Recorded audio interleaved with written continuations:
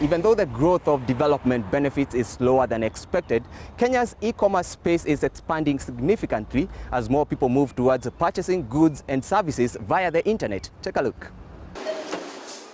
A trip to the retail store is perhaps a fading characteristic of a modern Kenyan shopper. Scenes of potential buyers sitting in front of computers or busy on their smartphones buying goods or services on the internet are increasingly infiltrating the shopping culture. For me, the choice for online shopping is largely based on convenience.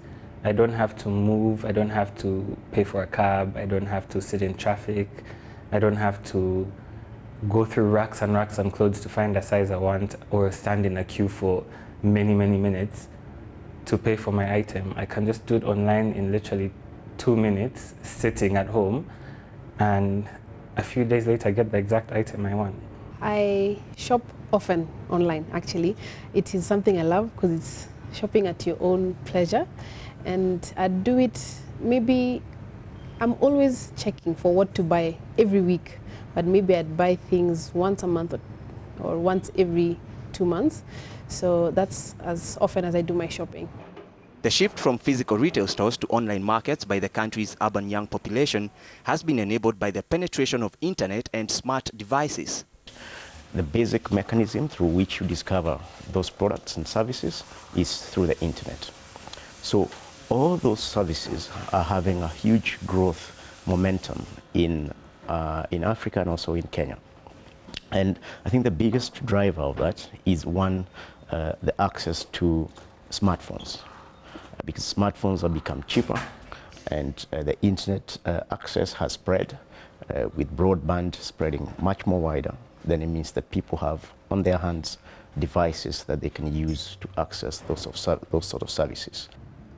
E-commerce is estimated to be worth $11 billion, with nearly a third of the Kenyan shoppers doing their transactions online. In addition, shoppers have a preference on specific product categories. I am a tech freak. I bought my phone there, I bought my camera there, I bought my iPad there.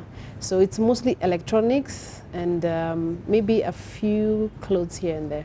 If we look at the trends, I can say the top 3 areas where we see growth. Number 1 is electronics. So mostly people are buying electronics via online. We see number 2 as fashion, then of course airlines as well. But you see each market differs, and in some markets you'd see probably airlines being number 1.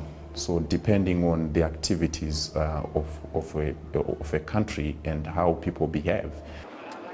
The Communication Authority of Kenya estimated the value of e-commerce at $47.1 million at the start of 2015. Many online shoppers are yet to embrace payments via the internet. They would rather pay cash on delivery or use mobile money transfer services. A lot of people have run into very nasty situations because of issues with credit cards, and also they've heard about all these different issues of fraud and insecurity.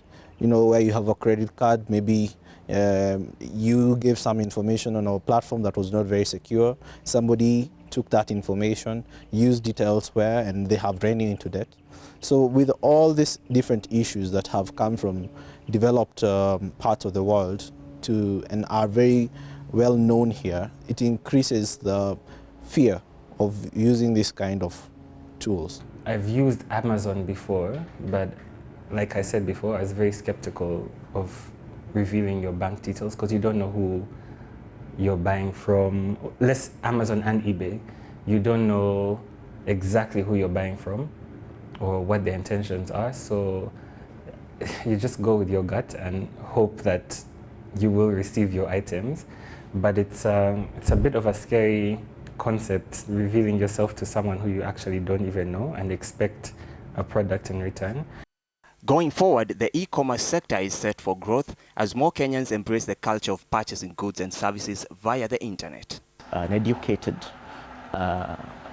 audience and a highly tech-savvy, willing to experiment type of population that we have across sub-Saharan Africa.